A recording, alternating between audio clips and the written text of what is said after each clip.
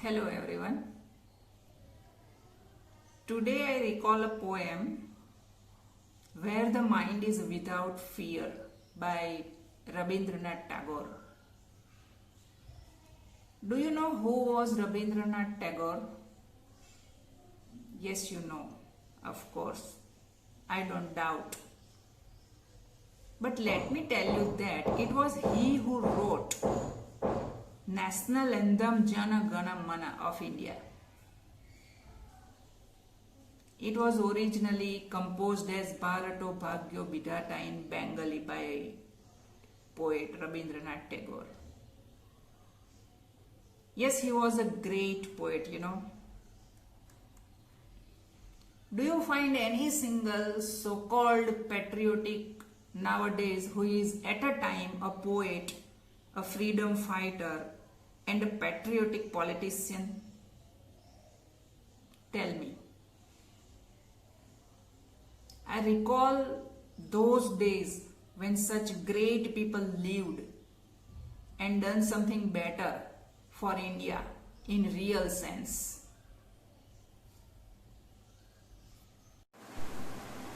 And do you know when this poem was composed by Rabindranath Tagore, in which condition and why?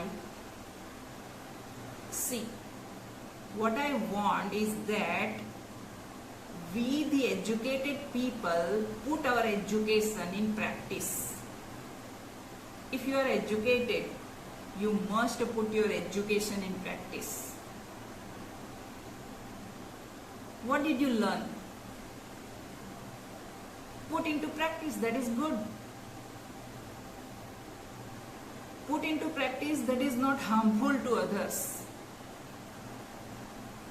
Real education never hurts others. Did you not learn this poem written by Rabindranath Tagore entitled as Where the Mind is Without Fear? If not, let me educate you today. Alright.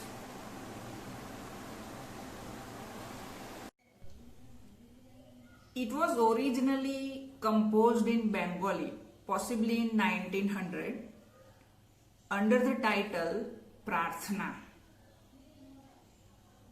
You may understand, he was an Indian, right? Meaning prayer. It appeared in the volume called Naivedya in 1901. Later in 1911, Tagore himself translated the Bengali poem into English, and that translation appeared as poem 35 in his Nobel-winning anthology Gitanjali. Its song offerings, published by the Indian Society in London in 1912. તમને ગુજરાતીમાં થોડું સમજાવી દઉં કારણ કે બહુ જરૂરી છે ગુજરાતીઓએ પણ શીખવાનું કે આ જે પોએમ છે where the mind is without fear એ ઓરિજિનલી બેંગોલીમાં કમ્પોઝ થઈ હતી 1900માં અને તે સમયે તેનું ટાઇટલ રાખવામાં આવ્યું હતું રબીન્દ્રનાથ ટાગોર દ્વારા જ પ્રાર્થના. અને પછીથી એ 1901માં નૈવેદ્ય નામના વોલ્યુમમાં પ્રસિદ્ધ થયું. પાછળથી 1911માં ટેગોરે પોતે જ પોતાની બેંગોલી પોએમ્સનું ઇંગ્લિશમાં ટ્રાન્સલેશન કર્યું. સી હા પોઈન્ટ, એમણે જાતે ટ્રાન્સલેશન કર્યું, કોઈને નથી આપ્યું ટ્રાન્સલેટ કરવા માટે. પોએમ એમની પોતાની લખાયેલી પોતે જ ટ્રાન્સલેટ કરેલી છે. અને જ્યારે ટ્રાન્સલેટ કર્યું ત્યારે તે શેમાં દેખાયું? એમની એન્થોલોજી ગીતાંજલિ કે જે નોબેલ વિનિંગ એન્થોલોજી છે એમાં 35મા નંબરનું આ કાવ્ય છે where the mind is without fear. બહુ જ સરસ પોએમ છે હા. અને તે પ્રસિદ્ધ કોણે કર્યું, પબ્લિશ કોણે કર્યું? ઇન્ડિયન સોસાયટી, લંડન, ઇન 1912 માં. ઈસવીસન યાદ રાખજો, તે સમયે આપણો ભારત દેશ આઝાદ થયો ન હતો. તે સમયે ભારત દેશની કવિ કલ્પના કેવી રીતે કરી ગયા છે, અને એ માત્ર કવિ નહોતા, એ ફ્રીડમ ફાઇટર પણ હતા. કેવા ભારતની એમણે કલ્પના કરેલી હતી આજના સમયે સમજવાની બહુ જરૂર છે. અને આજે જે આપણું ભારત છે તે કેવું ભારત છે, you can see, you can understand. હું તમને એ પોએમ સમજાવવા જઈ રહી છું. Because I am a literary person, you know, I like literature very much, and I want to put my education into practice. That's my dream. Where the mind is without fear and head is held high. એમણે કલ્પના કરી હતી તે સમયે કે જે સમયે આપણો ભારત દેશ આઝાદ પણ ન થયો હતો. એમણે એ પ્રાર્થના કરી ભગવાનને અને એ રીતે કાવ્ય રચી નાખ્યું કે where the mind is without fear and the head is held high. મારા ભારતના લોકોનું માઇન્ડ વિધાઉટ ફિયર રહે અને હંમેશા ઊંચું રહે, તેમનું શિર, તેમનું માથું ઝૂકેલું ન રહે કદી. Where knowledge is free. Rabindranath ટેગોરે કહ્યું છે કે જ્યાં નોલેજ ફ્રી આપવામાં આવે. આપણે જોઈએ છે કે આજે સ્કૂલોમાં ફીસ વગેરેનું શું રામાયણ ચાલે છે, રાઈટ? આ બધા કવિઓ જે લખી ગયા એ કેટલું કિંમતી છે એ જાણવા જેવું છે, સમજવા જેવું છે. આજે નોલેજ વેચાય છે, નોલેજ ફ્રી નથી. એમણે શું કલ્પના કરી હતી, કેટલી સરસ કલ્પના કરી હતી. એને આપણે પ્રેક્ટિસમાં મૂકીએ તો શું વાંધો આવે? Knowledge must be free. Where the world has not been broken up into fragments by narrow domestic walls. Rabindranath ટેગોરે કહ્યું છે કે where the world has not been broken up into fragments by narrow domestic walls. આપણું જે world છે ને, world તે broken થઈ ગયું છે, ઇન્ટુ ફ્રેગમેન્ટ્સ, ટુકડાઓમાં વેચાઈ ગયું છે.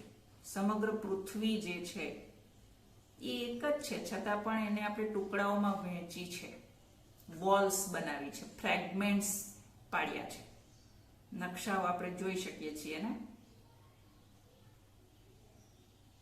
તો ભારત એક એવું ભારત હોય કે જેમાં ફ્રેગમેન્ટ્સ ના હોય, નેરો ડોમેસ્ટિક વોલ્સ ના હોય, સાંકડા મન ના હોય, સાંકડા મનની દિવાલો તાળી ના હોય, સંકુચિતતા ના હોય. Where words come out from the depth of truth. મારો ભારત દેશ એવો હોય કે જ્યાં એક પણ શબ્દ બોલાય ને તો એ સત્યના ઊંડાણેથી બોલાય, જુઠ્ઠું ના બોલાય. Where tireless striving stretches its arms towards perfection. એમણે કલ્પના કરી છે કે મારું ભારત એક એવું ભારત હશે કે જ્યાં લોકો એટલી મહેનત કરતા હશે કે મહેનતને ઓર ને ઓર ને ઓર લંબાવીએ જશે જ્યાં સુધી એ લોકોને પરફેક્શન ના મળી જાય, સંપૂર્ણતા ના મળી જાય.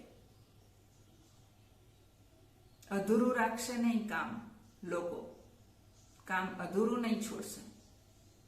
મારું ભારત એવું બનો.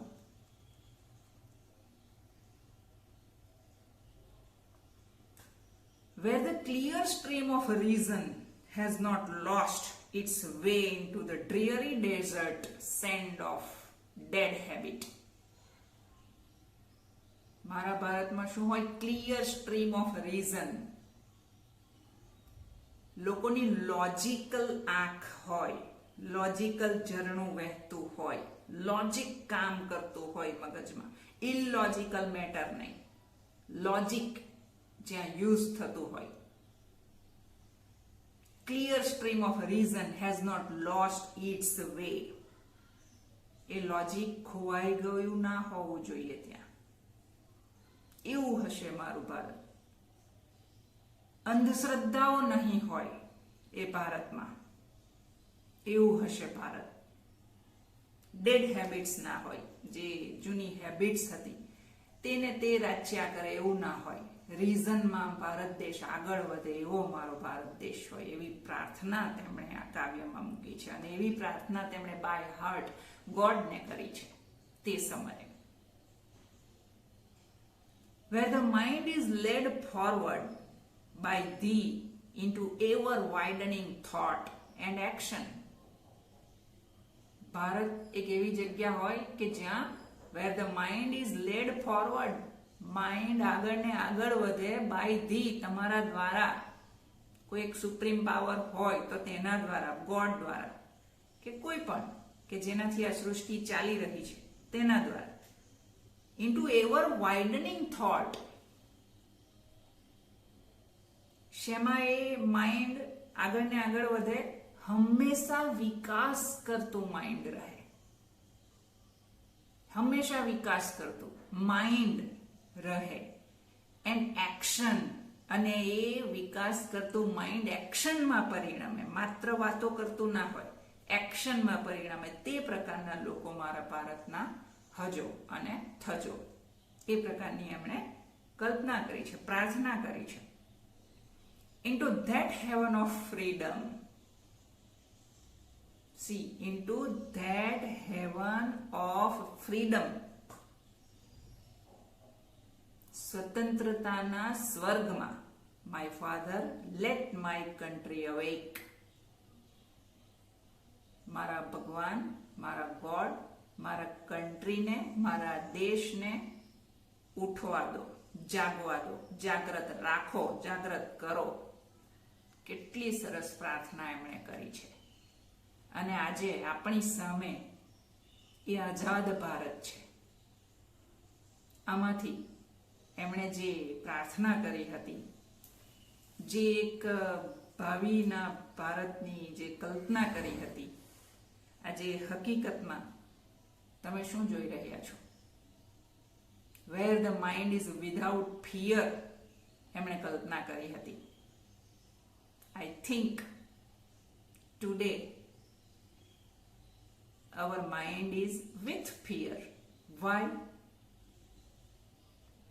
Are you not learned? You are learned, right? So my message is conveyed. You have better understood. Thank you for watching this video.